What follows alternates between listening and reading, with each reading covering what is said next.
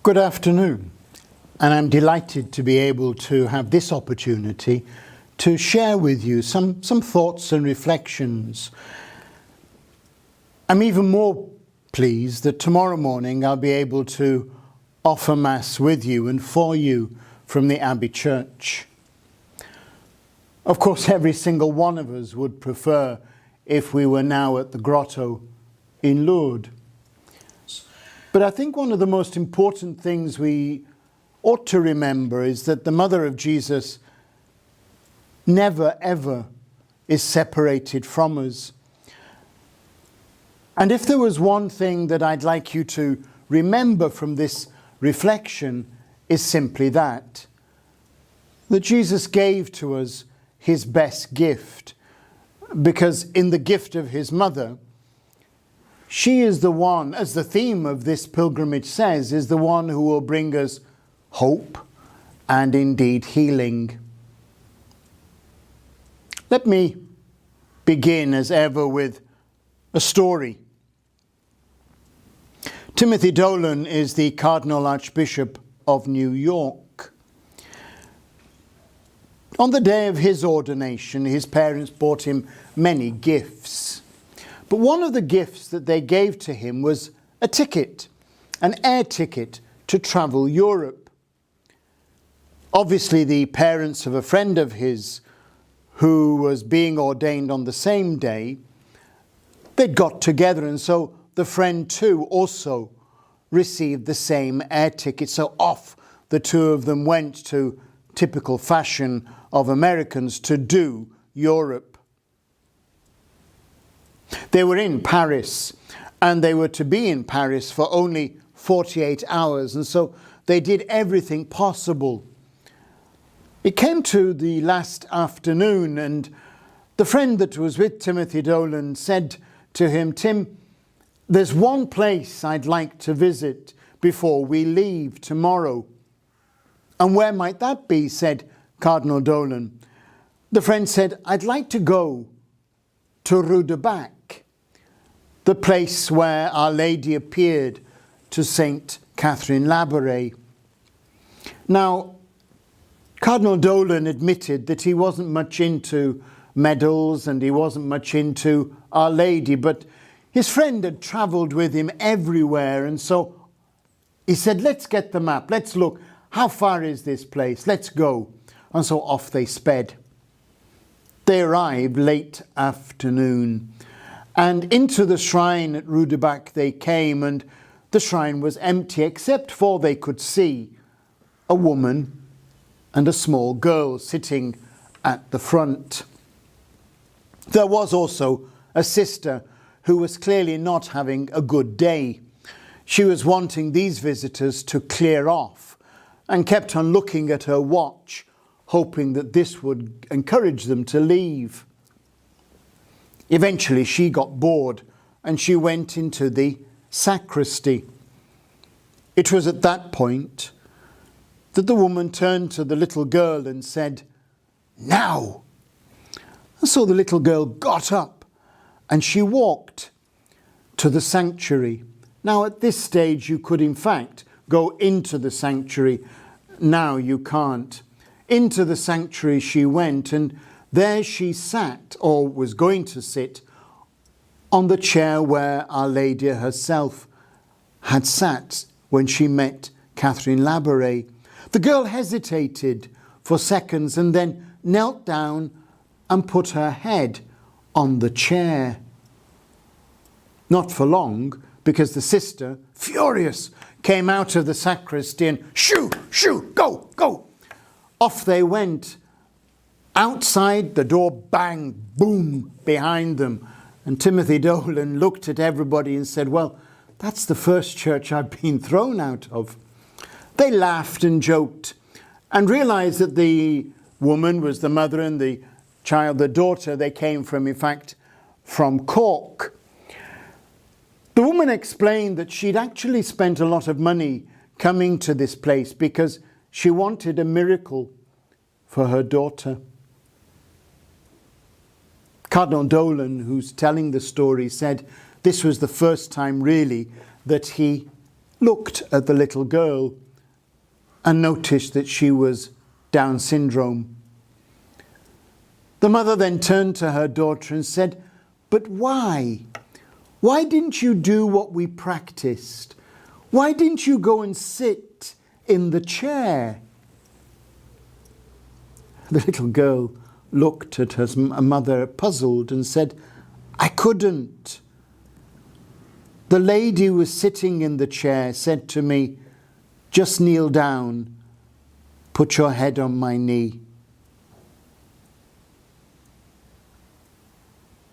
Cardinal Dolan said, I turned to the mother and said, Madam, you got your miracle. Once again, the mother of Jesus chose to appear to someone unexpected. I don't know what is happening in your life at this particular moment. I don't know what fears or hopes you are experiencing. But one thing I do know is that what Mary said to that little girl is what Mary wants to say to you this very afternoon. All you have to do is kneel down, put your head on Mary's knee.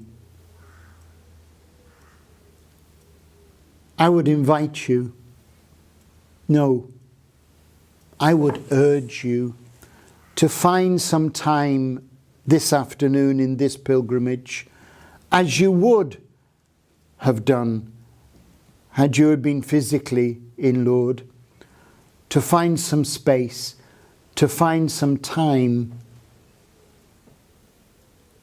Why did Jesus give Mary to us?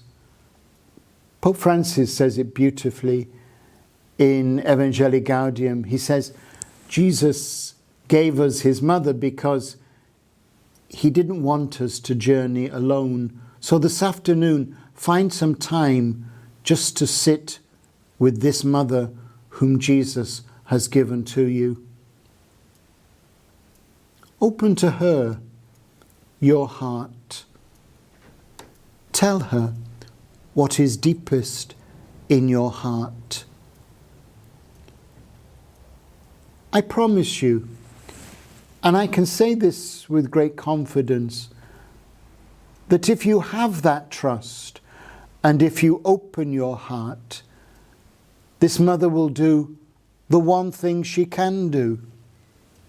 She will take all your requests to Jesus. We often pray, expecting very little. And then, of course, we're never disappointed because we get very little.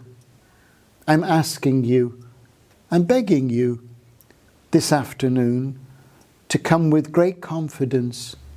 This mother wants to take to Jesus all your needs, all your concerns, all your worries. If that sounds too good to be true, then let me share one more story. Father John Harden, as a Jesuit priest, he was ordained in round about 1949, 1950. He died in about 2005, I think, and the cause for his beatification is already started. John Harden remembered one thing before he was ordained. There was a retreat from a Vincentian priest who, in one of the conferences, encouraged all those to be ordained to always have with them a miraculous medal. Now, like Timothy Dolan, Father John Harden says he wasn't much into medals. This was for old women.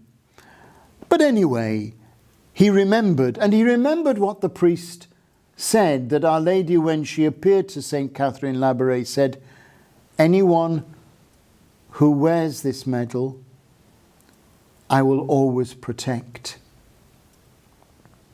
He was ordained. He was sent to a very large and busy parish, a parish that had a school, also a hospital to care for, and so each of the priests had to take duty as chaplains. He was rung up one evening from the hospital because in the intensive care there was a young boy, only 9 years of age. He'd had a terrible accident, multiple fractures to his skull. He'd been in a coma for nearly 2-3 months. The doctors had now explained to his parents, very painfully but truthfully, that the boy was alive simply because the ventilator was breathing for him. If that ventilator was turned off, the boy would die. They weren't telling the parents to turn the ventilator off. They were simply wanting to explain that to them. The parents made the difficult choice. They wanted to turn the ventilator off. But before that, they wanted their son to be anointed. So Father John had taken the call, and into the hospital he came, and as he got into the foyer, there was an old woman, and she said, "Oh, Father, Father." And he said, "Look, no, I'm busy, I'm on an important call." No, she said, "I have something for you," which is unusual because people normally want things from priests rather than give them. He said, "What have you got? What do you want to give?" She said, "Here." She gave him a miraculous medal. And he thought to himself, thank God he didn't say, but he thought to himself, stupid old woman.